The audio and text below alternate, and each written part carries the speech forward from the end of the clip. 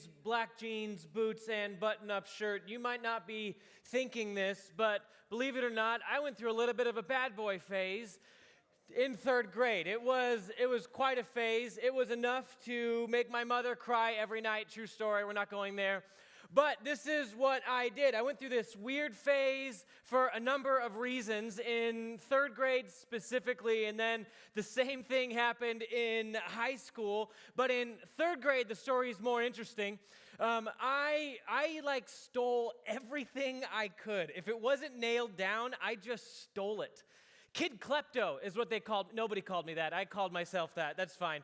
It was on the back of my football jersey. Just kidding. It was my PE jersey. Just kidding. I wrote it on the front of my jersey because it wasn't a jersey. It was a T-shirt. So, Kid Klepto is what I called myself. And I would regularly steal things, like everything. Like I would go into a department store and see anything that I wanted and just try to find a way to take it, whether it's put it in my pocket, book bag, or any way that I could figure out how to take stuff, I absolutely would. This, what came to the attention of my mother when I saw that this dude that I didn't like very much, his name was Ian Bedell. I need to figure out where he is. I have no idea. I almost did a Facebook search before I came. I don't know. So he had these shoes, and these were the coolest shoes I could ever think of. Like it was my third grade fantasy shoes. They were the most incredible thing. They had Spider-Man on the shoes, and they lit up. Come on. Don't tell me you don't presently want one of those shoes now. So, thank you. So, Ian would wear these shoes and then for some reason change. I don't know why. I mean, I do know why, because he cared about his shoes and didn't want the wrinkle. And so he would change his shoes periodically, and I would notice that he would take them and he'd put them in his locker. Took the shoes, put them in his locker. And so one day, I don't know what got into me, but I had seen this all year long. I went up to the locker, and there were no locks because who thinks that third graders are going to steal? That was my prime opportunity. So I went over to the locker. I lifted it up. I took the shoes out. This was like when I excused myself to go to the bath. I had this habit of just getting up and leaving the class. It was bad. You can't do that now. That's ADD. And so I grabbed the shoes, and because I am a genius mastermind kid klepto, I took his shoes and I put them in my locker 2 lockers away.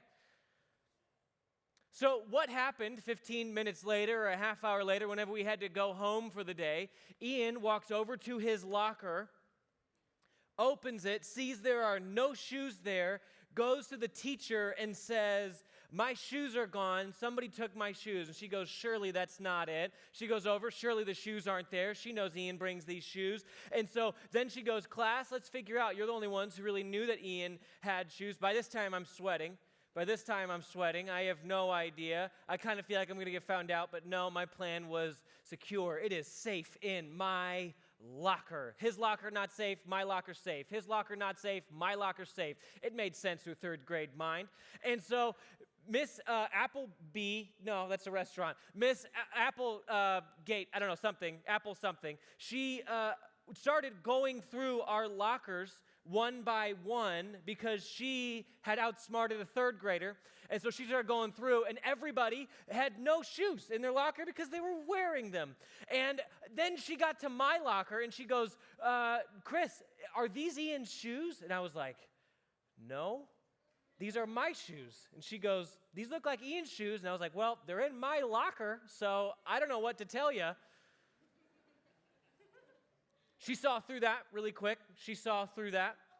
So she called my mom, and my mom had noticed that I had gone through this string of things where I was like forging documents like a third grader, my report card, and pretending like my mom signed it, doing all these things, blah, blah, blah, blah, blah. So she took me to the police station and put me in jail. That's not where you thought that story was going. I can't get into the trauma of that. That's no joke. She put me in the jail, and she walked away. So that's how you discipline kids in the Lash household, apparently. But my jealousy for these shoes allowed me to, I rationalized anything. Like I had just decided these shoes were now mine. I am taking these shoes for myself because I deserve them. And so it prevented me from seeing Ian as a friend. So like this memory that I have of Ian just being a terrible kid, I don't actually think he was terrible. I think I was just jealous. And so I wanted to disadvantage him. I wanted to take what he had and make it my own. I wanted him to feel the pain of having no shoes. Why? I don't know. But I am more worthy of these Spider-Man light-up shoes than you are, Mr. Bedell. And I don't think I'm alone in this. And I'm sharing a story from third grade, and later on I'll share a story from like now, but not where I'm stealing things. You don't have to like cart me off. Sorry, officer. But I think that we all end up sitting here in one way or another. Like, so for example, is there somebody here that you just don't like? I don't count, okay? Is there somebody here that you just don't like? And when you actually ask yourself enough questions, it's because you're jealous of them. It's because you think that they have more than you and they don't deserve it, but you do, and so you just determine you don't like them. Whatever they produce, whatever they do, you just don't like them and theirs. Because they are the ones who study, who don't study for the grades, but they get the A's all around. They can just crank through papers like nothing. They are the ones who always look great, look together, and so when you look at them, you don't like her. They have the newest gadgets. They're the one that's good at everything, and it's jealousy. And it absolutely rots our heart. It consumes us. And so this is the very thing that Israel is dealing with and struggling with as we are continuing our fake news series. We are actually concluding our fake news series today. You never thought we'd get here. Look at us. That's a deep cut for some of you. Okay. We're making it through the 10 Commandments, and they end up being less about commands and more about ways where we have already been set free to live free. We've been set free to live free. And so God has come alongside these people who have just left Egypt. They've just left the kingdom and presence of Pharaoh, and they are now having to do life on their own. And God says, you have still a lot of Egypt in you. You still have a lot of these codes, a lot of these rules, a lot of the ways that you learned how to do life. And so I am going to set you free, and I have set you free, and now I'm going to teach you how to live free.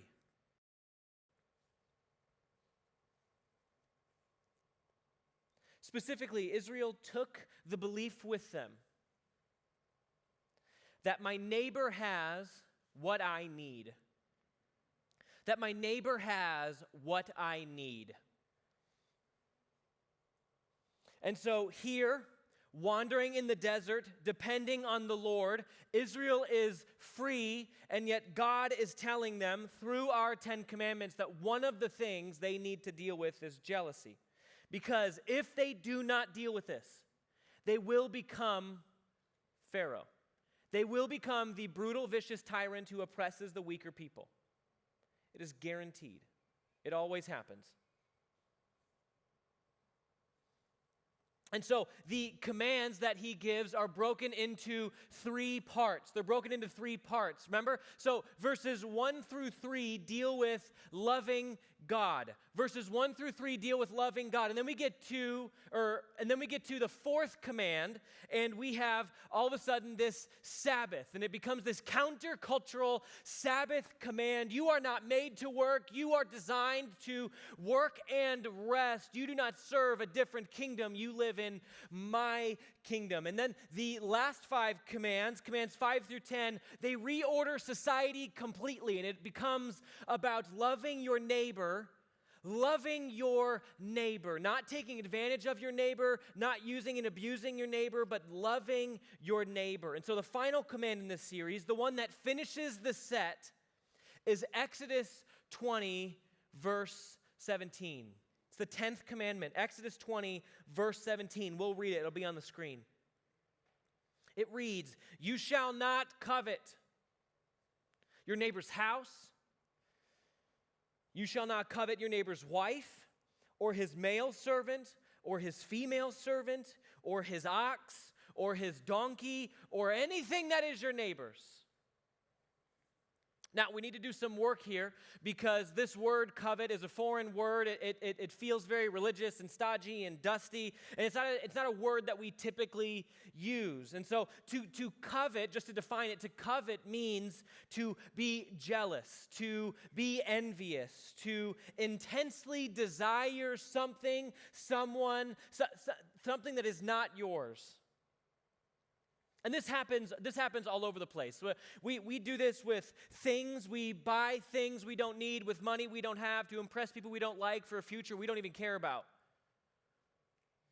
And we do this with opportunity and talents. We are jealous of other people around us and the talents that they have or don't have. We do this with clothes. We rate and rank ourselves based on what we look like. We do this with relationships. Well, why does he get a girlfriend? I know he's trash.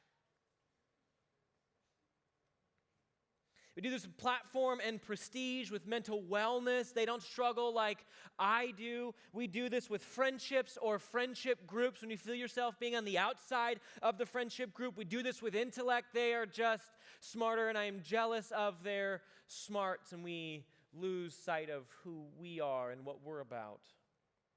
So it's really anything. Really, we can be jealous of anything for any reason, of anyone. And so there are several things that are interesting here about this command regarding coveting.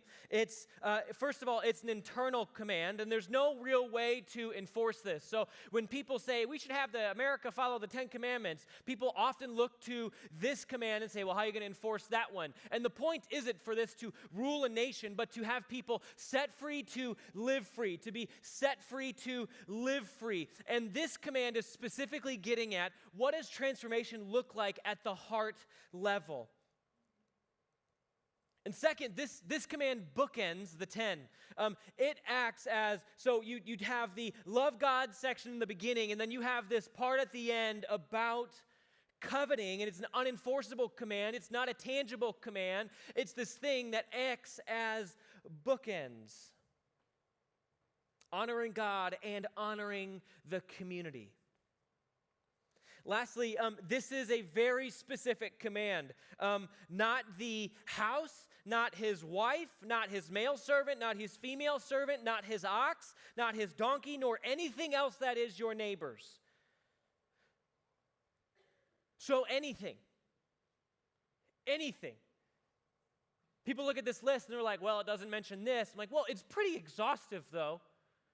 Like, it mentions a whole lot. It doesn't need to mention every little thing for you to go, well, I did really want that iPhone 11, and I can have the iPhone 11 because the command didn't mention it. But it's looking at you don't get jealous. We don't get to get jealous about the housing situation, his love life, her love life, the hired help, his MacBook or iPhone, her transportation, or anything else that is your neighbor's. Look, you cannot be jealous of anything that I've given her. Her looks, her Insta followers, her intelligence, job, boyfriend, car, anything. But what's the big deal? Like, we get the other commands, like, don't be a homewrecker, sure. Don't murder anyone, sure, we're on that. Don't, like, lie in court, yeah, we got that. Like, that's a no-no, don't do that. But, like, what's this whole deal about jealousy? Why this one? And here's the key. Coveting turns friends into competitors. It blinds us to abundance. And it locks us in a cycle of trying to fix our triggers with things, accomplishments, or being the girl who made it. You tracking with that? And so often when we talk about this command, because we live in a materialistic culture and we are obsessed with buying and trading commodities and things, we think in terms of materialism. That's how we normally apply this command. Newest iPhone, stuff like that. And that's perfectly legitimate. But what I want to do is this message is titled, I Want It, I Got It. Yes, Ariana Grande, it's a thing that happened. I want to zoom out on the conversation on materialism. And I want to go beyond I want it and I got it to who told you to want it? And what do you think will happen when you get it? What do you think will happen when you get it? Because in this conversation, it's more than just fighting off the desire for different or new things or things that they have. There's a lot more happening here. And this is one of the things that I want you to so desperately know. You are being programmed to covet. You are being programmed to covet. You are conditioned for coveting. There is an entire system conditioning you to be jealous and turn against your roommate. So, one of the most effective ways that we see this is through the lens of persuasive technology. It's through the lens of persuasive technology. Former Google ethicist and founder of the Center for Humane Technology argues that with the invention of social media and our smartphones, we have created an entirely new economy. We have created an entirely new economy and economic system. It's the economy of attention. It's the economy of attention, where people are no longer paying for you just to buy things. People are paying for you just to pay attention to things. So, your phone, your social media accounts and profiles and platforms, they are programmed to keep you dialed in. Because the more they can keep you dialed in, the more data points they get on you. The more data points they gather on you, the more leverage they have to sell your data points to advertisers. And the more data points they have to sell to advertisers, the more likely it is that you will linger, click, or buy that item that they are putting in front of you. Whether it's a service, a program, a platform, whatever, you are more likely, because it will target you and narrow you down into a very, very specific person group. And so the more data points equals more money. The more data points equals your attention is more valuable. It's persuasive. It's an entire system designed to get your attention. It's designed to keep you hooked in, to keep you jacked in. Nir Eyal, in his book, Hooked, How to Build Habit-Forming Products, he breaks down and describes how this happens. How apps and platforms keep you dialed in. How they foster an environment where you can lose hours without even thinking about it. And so it moves in a 4-step cycle. It goes trigger, action, reward, investment. It goes trigger to action to reward to investment. So we're going to break this down. For the trigger portion, apps try to capitalize on the negative emotion or trigger that happens in you. They either try to capitalize on it or they try to actually trigger that negative emotion. And so then what you do is you learn to go to that app or platform to relieve the negative feeling. So negative emotions like boredom, loneliness, indecision, powerlessness, just feeling tense, feeling dissatisfied, confusion, inferiority, fatigue, discouragement, or FOMO. These are all powerful, powerful triggers in this system. And this happens all the time. So what happens when you're bored? You check sports scores, you explore you look at the explore section on Insta, you just hop on YouTube and check something out, you let it test something for you. When you're unsure, what do? You go to Google. When you're lonely, what do? You go to Instagram and Snapchat. Has anybody snapped me recently?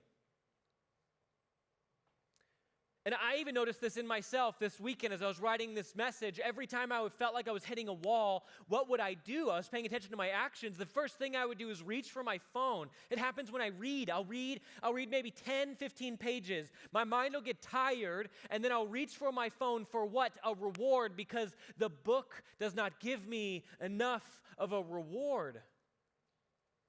Because when we feel a trigger, we are conditioned to take action. Behavioral psychologist B.J. Fogg has found a formula for your behavior. Really, they put it into a formula. And this is what it is. B equals M-A-T. B equals M-A-T is what he says. B equals M-A-T. Behavior equals motivation times ability times trigger. Any behavior equals motivation, ability, trigger. So to break this down really quick. So the motivation, the desire to do an action. So that is, it falls into 6 categories that are juxtaposed to each other. So the motivation to do an action. What is your motivation? Well, it is, according to this behavioral psychologist, seek pleasure and avoid pain. It's to seek pleasure and avoid pain. It's to seek hope and avoid fear. Seek hope and avoid fear. It's to seek acceptance and seek and avoid rejection. Seek acceptance and avoid rejection. Is it no wonder that teens and college students are among the highest users of social media? This describes your inner world. This motivation? All right, I'm just talking to myself. That's fine. It's motivation times ability. What's the ability? It's the simplicity or ease of the action. So it's based on time, money, physical effort, mental effort, social conformity, as in do others do it, and routine. And B.J. Fogg concludes that if all of these line up, you can guarantee behavior. If you want a desired outcome, all you have to do is take the proper motivation, mix it with the proper ability, make it convenient, and get the proper trigger. And that means that you have the ability to manipulate behavior. He even put it as a graph.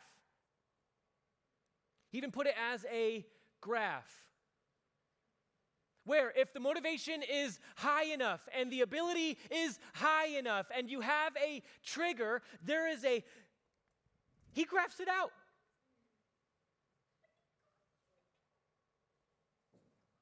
The next step in the cycle is reward.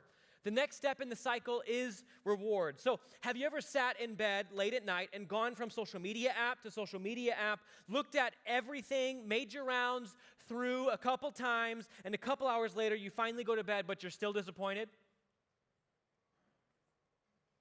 This is the reward step. Your brain is hardwired for reward, to take pleasure in anticipation. It doesn't matter if it delivers. This is variable rewards. It doesn't matter if you actually get the reward that time, or even 1 out of 3 times. It's the reward. If you look at brain scans, the part of your brain lights up at a very base level when you anticipate that rewards will come. And there's your brain seeks this pleasure of this anticipation and wanting of reward. That's one of the reasons we like magic and magicians. Maybe it's just me. Like close-up magic, it's like the coolest thing on the planet. David Blaine, no idea how he does it. You have a desire for the anticipation, and that's the science behind slot machines. You put money in, pull the lever, there's the anticipation of reward, and people get addicted to it and see literally the exact same thing, designed by the exact same people for your phone. Thank you. I got one person with me. So you go to your social media app, I'll prove it. You go to your social media app and what do? You swipe down, you pull down. And what happens? You have to wait for it to load. And whether you get something or you don't get something, it doesn't matter. You swipe down again because eventually you will win out. You'll get delivery with new content. Maybe somebody will message you back. Maybe you'll all of a sudden find something. And the 3 rewards, tribe, hunt, and self, the 3 reward pathways that you can have, you will get rewarded somehow. And so it doesn't matter if you actually get it. As long as you get it, at least 25% of the time, you will come back for more. The final stage in this infinite loop is investment. This is where the progress you make now pays off for later interaction. If you know anything about casinos, my grandmother is huge into casinos. She loves the slot machines specifically, and I wonder why when you talk about this. But she loves the slot machines, and what she'll do is she'll sit at a slot machine, and she'll keep putting things in. She'll keep putting her pennies, quarters, nickels, whatever it is, putting them in the machine. And what will happen is when she hasn't won, and you go, hey, Grammy, we should leave, she'll go, no, it's getting warmed up. It's getting warmed up. I'm going to get something soon. It's that reward plus this investment. And you do it too. The more followers you have, the more social reward you'll get. The more you snap, the more you'll accumulate snap streaks. And actually, there's a study done on teenagers for when they go on vacation and they can't have their phone, they won't have wireless reception. They will give their Snapchat username and password to at least an average of 5 friends to continue this snap streak. That's reward and investment. The more you engage with Insta, the more better curated your Explore feed will be. The more you scroll, the more you see. It's an endless timeline of story features. The more you watch YouTube, it categorizes and curates your next video. The one will get better than the last. And we can't even talk about the radicalization yet. And on it goes. The more you invest in a platform, the more likely you are to return. Now, what does this have anything to do with coveting? You are being programmed. You are being manipulated, and you are being conditioned to repeat this cycle over and over and over and over again. Companies spend millions of dollars to bring in behavioral psychologists to maximize the time you spend in this loop. They take triggers or make triggers, move you to action, anticipate and receive a satisfying reward, and then they get you to invest. And it's not hard to see how you'd stay dialed in. They turn up the triggers. They show you things that you're missing, how you're falling short, how you're behind him or her. They leave you with some of those negative emotional feelings, and they get you to engage, all just as long as this app is the place that you go to satisfy, to relieve, to find your way through this loop.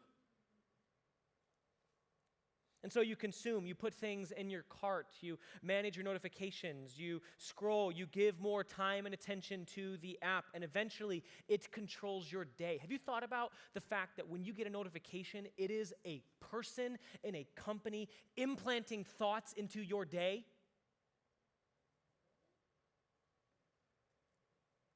You did not have that thought before you saw the notification. All of a sudden, here it is, and it interrupts your day. No wonder why we have short attention spans. We are constantly expecting. And phantom buzzing where you think your phone is going off and so you take it out to check it, that's your brain wanting to go through this cycle. You're being conditioned and you don't even know it. You're being manipulated and you don't even know it. And it is forming you. It is creating something in you. And so here's 2 things about persuasive technology. It conditions us to follow the pathway to relieve negative emotions. It finds our trigger, it promises a reward, and delivers just enough so we keep coming back. Persuasive technology makes us believe that the only place for relief from the trigger is in the app. Second, this is a false promise because we go through this cycle over and over and over again, and we have negative feelings on loop. And so the command about coveting is about hijacking this process. It's about jumping out of this loop. It's when we think we need something, a trigger, so we look at our neighbor, the app, or anything so we can fill this feeling, and that's the reward. So have you ever hate watched someone's Insta story? You know what I'm talking about. I'm not the only one that's done it. I see smiles. I know you have too. That's fine. That's this process. Or scrolled through the photos of a party you weren't invited to just to see who of your friends were there. That's this process. Or stalked someone's boyfriend or girlfriend to see what they have that you don't. Or tried to figure out what they're wearing to their gym routine or what they're doing in their gym routine so that you can get better and beat them. That's this process. It's all about finding technological, material ways to address these triggers. So for me, what I do really honestly is I have a jealousy of platform.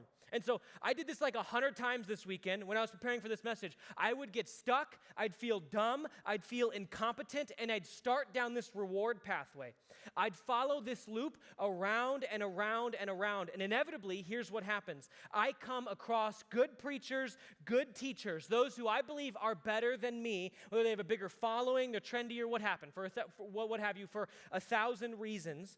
And so deeper and deeper I get into this jealousy, feeling bad about myself, listening to this negative self-talk, discounting who the Lord has made me to be, and eventually I get to a place where I'm like, yes, I should give up. Or I turn the opposite direction and I start discounting what they're doing. Like, I'm sure they haven't read as much as me. I'm sure they don't do as good of a job connecting with students as I do. I'm sure I'm better in some way, shape, or form because either I need to make myself lower or make them lower in order to satisfy this trigger system.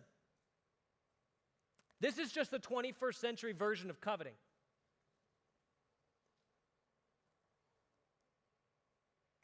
Aren't you sick of it?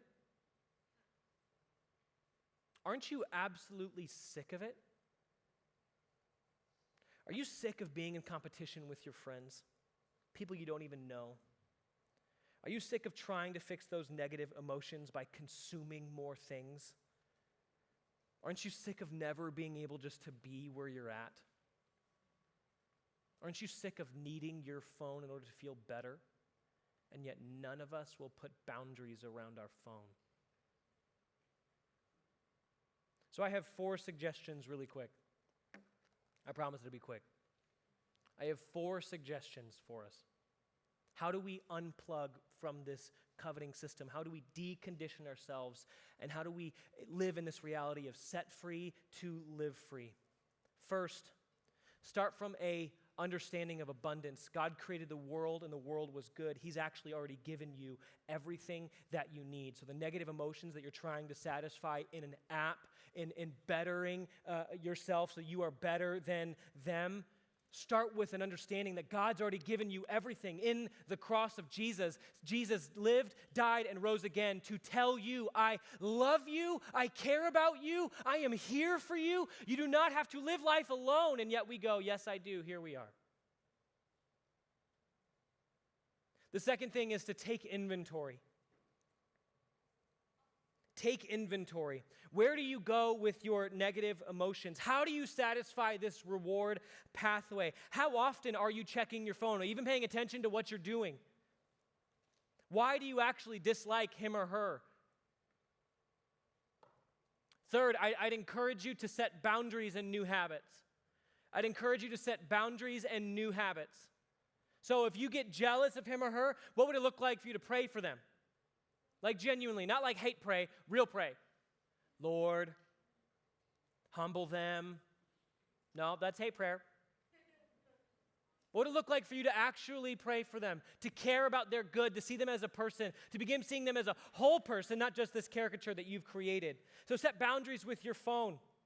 Go outside. Mike Posner's transition in the last year from walking across America is nuts. I posted about it on my Insta story because it's an incredible story. Have boundaries with your thoughts. Whenever you covet, bring your thoughts gently back to grace and affection and prayer. Lastly, the biggest and most significant way to kill and unplug from this covetous system is to be generous. You know, none of us are generous with your time and attention. We've created and participated in a cycle in an economy of attention, and we refuse to give it to anybody else if they don't give us a reward. What would it look like for the people of God to offer our attention to people? So when you sit down, it's not a phone in front of you, in between you. It's a phone in your backpack. It's on silent, or it's off, or it's somewhere else locked in your trunk. And you just give them your attention. You know what that would be like? If you actually had the attention of the person that you're talking to, I have like 30% of your attention. It doesn't feel great. What would it look like for you to be generous with your attention? And here's why we can be generous with our attention. Here's why we can be generous with our money, our time, our affection, our words of affirmation. Here's why we can be generous. Because Christ is generous with you. The reason you can unplug from this system is because whatever reward you think you need, Christ has supplied it in abundance to you already. He's given it to you. He gives you his attention. He sits in heaven now praying for you. For me? Yes, for you. He joins you in the difficult places. He is with you. He loves you. He has an abundance of joy and connection for you. So this is my prayer for you. My prayer for you is that as things get more difficult in this semester, as you near finals, and as the triggers start mounting, that you'd find ways to unplug from this persuasive technological system. And you'd find ways to plug into a system that actually satisfies you with the love and grace and affection of Jesus. I love you all. You are dismissed.